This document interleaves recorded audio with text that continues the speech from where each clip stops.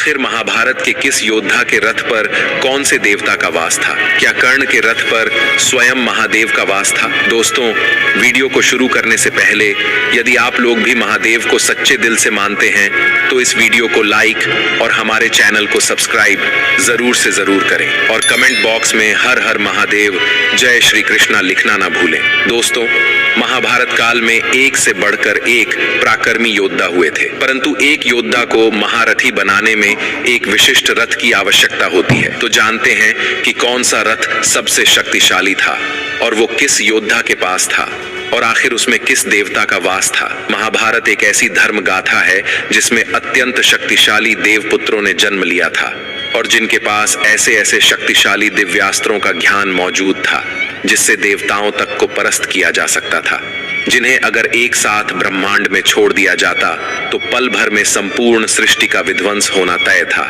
लेकिन ऐसा होना संभव नहीं था क्योंकि महाभारत काल में भगवान श्री कृष्णा भी थे, जिनके समक्ष कोई भी अस्त्र और समग्र विश्व को राख बनाने वाला पाशुपतास्त्र भी असफल था।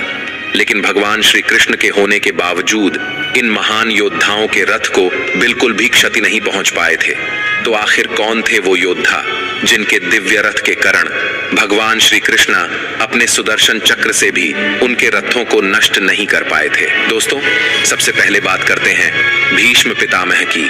तो भीष्म पितामह के रथ में इतना बल था जिसे किसी भी प्रकार से नष्ट नहीं किया जा सकता था।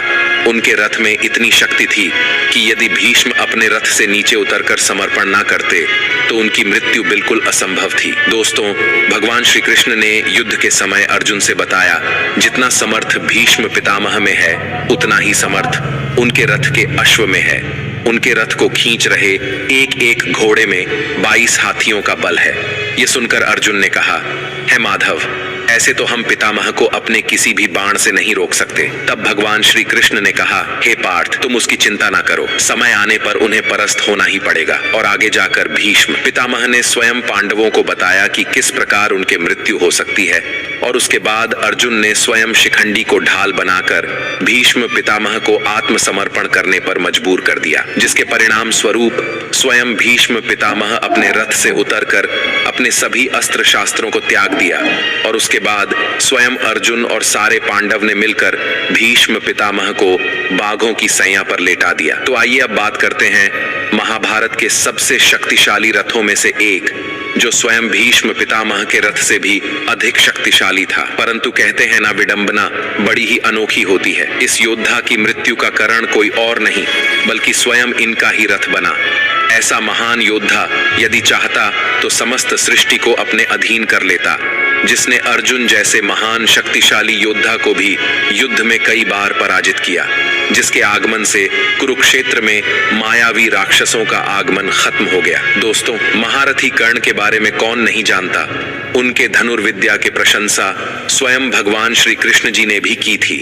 उनके पास अमृत से निर्मित कवच कुंडल बचपन से ही मौजूद थे, जिसे कोई भी दिव्यास्त्र नष्ट नहीं कर सकता था। इसलिए महाभारत शुरू होने से पहले ही भगवान श्री कृष्ण ने इंद्र से कहकर कर्ण का कवच और कुंडल को उतरवा लिया।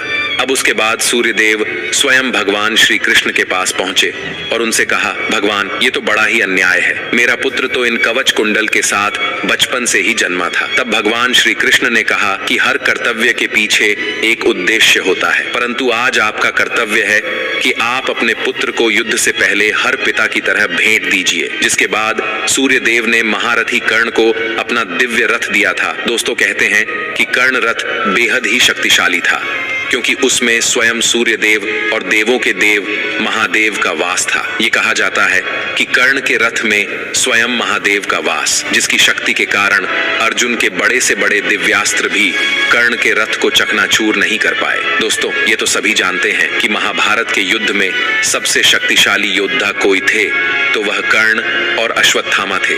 लेकिन कवच और कुंडल उतर जाने के बाद भी कर्ण इतने शक्तिशाली थे कि वे अर्जुन के रथ को एक ही बाण में हवा में उड़ा सकते थे, लेकिन ऐसा हो नहीं सका। दरअसल युद्ध में एक दिन कर्ण और अर्जुन आमने सामने थे। दोनों के बीच घमासान युद्ध चल रहा था। ऐसे में जब अर्जुन का तीर लगने पर कर्ण का रथ 25 से 30 हाथ पीछे खिसक जाता और कर्ण का तीर से अर्जुन का रथ सिर्फ 2 से 3 हाथ ही खिसकता था। लेकिन फिर भी भगवान कृष्ण कर्ण की प्रशंसा करते नहीं थकते थे। ऐसे में अर्जुन से रहा नहीं गया और उसे पूछ ही लिया कि हे पार्थ, आप मेरी शक्तिशाली प्रहारों की बजाय उसके कमजोर प्रहारों की प्रशंसा कर रहे हैं, ऐसा क्या कौशल है उसमें? तब दोस्तों भगवान कृष्ण मुस्कुराकर बोले, हे पार्थ, तुम्हारे रथ की रक्षा के लिए ध्वज पर स्वयं हनुमान जी, पहियों पर शेषनाग और सारथी के रूप में मैं स्वयं नारायण विराजमान हूँ। इस सब के बावजूद कर्ण के प्रहार से अगर ये रथ एक हाथ भी खिसकता है तो मानना ही पड़ेगा कि कर्ण में अद्भुत पराक्रम है। ऐसे में उसकी प्रशंसा तो बनती ही है। दोस्तों कुरुक्षेत्र के युद्ध के अंतिम दिन कृष्ण भी खिसकता है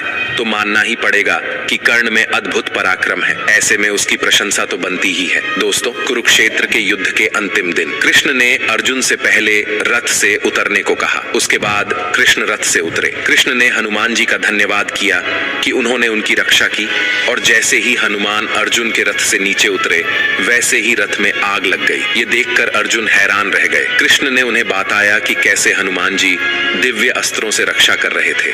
जैसा कि हम सभी जानते हैं कि महाभारत के युद्ध में भगवान श्री कृष्ण ने दुर्योधन और अर्जुन को 2 विकल्प दिए थे। उन्होंने कहा था कि या तो आप हमें चुन सकते हैं लेकिन हम युद्ध में शस्त्र नहीं उठाएंगे, और या तो हमारी नारायणी सेना को चुन सकते हैं जो कभी नहीं हारी थी। दुर्योधन ने नारायणी सेना को चुना और अर्जुन ने स्वयं भगवान श्री कृष्ण को चुना। अब ऐसे में सवाल उठता है कि भगवान श्री कृष्ण तो महाभारत में शस्त्र न उठाने का प्रण किया था, तो उन पर किसने 12 घातक बाण चलाए थे? तो दोस्तों आपको बता दें कि भगवान श्री कृष्ण पर 12 घातक बाण चलाने वाले कोई और नहीं, सूर्यपुत्र कर्ण ही थे। तो आइए जानते हैं कि आखिर हुआ क्या था जो कर्ण को भगवान श्री कृष्ण पर 12 घातक बाण चलाने पड़े थे। ये बात है युद्ध के 17वें दिन की, जब कर्ण और अर्जुन आमने सामने थे। दोनों के बीच बीच भयंकर युद्ध चल रहा था। दोनों योद्धा एक दूसरे पर एक से बढ़कर एक अस्त्र शस्त्र का प्रयोग कर रहे थे। दोनों एक दूसरे को खत्म करना चाहते थे, क्योंकि दोनों में बचपन से ही प्रतिस्पर्धा चल रही थी।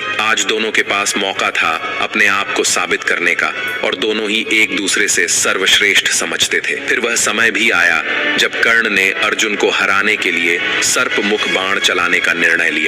इस बाण को कर्ण ने कई वर्ष से अर्जुन पर प्रहार करने के लिए सहेज कर रखा था। वास्तव में यह बाण पाताल लोक का अश्वसेन नाम का एक नाग था, जो अर्जुन का परम शत्रु था, और उसकी शत्रुता का कारण था कि खांडव वन में अर्जुन ने उसके पूरे घर को उजाड़ दिया था, और जो सर्प वहां रह रहे थे उनको वहां से हटा दिया था। इसीलिए वह अर्जुन को मारने के लिए मौके की ताक में था, क्योंकि वह जानता था कि सिर्फ और सिर्फ कर्ण ही अर्जुन को मार सकते हैं। वह मौके की तलाश में थे। कर्ण को सर्प मुख बाण का प्रयोग करते देख अश्वसेन खुद जाकर उनके बाण पर विराजमान हो गए। कर्ण ने अर्जुन पर जब वह घातक बाण चलाया, अर्जुन बाण का रूप धारण किए नाग को पहचान नहीं पाए, लेकिन अर्जुन का रथ चला रहे भगवान श्री कृष्ण ने अश्वसेन को तुरंत ही पहचान लिया, और तत्काल भगवान श्री कृष्ण ने अर्जुन की रक्षा के लिए अपने पैरों से रथ को नीचे दबा दिया। रथ का पहिया धरती में धंस गया। इस कारण बाण अर्जुन के सिर के ऊपर से निकलकर पृथ्वी पर जा गिरा। इस तरह भगवान श्री कृष्ण ने अर्जुन के प्राणों की रक्षा की। भगवान श्री कृष्ण और अर्जुन रथ के फंसे पहिए को निकालने के लिए नीचे उतरे। तब कर्ण मौका देख अर्जुन पर वार करना शुरू कर दिया। तब अर्जुन की ढाल कोई और नहीं बल्कि भगवान श्री कृष्ण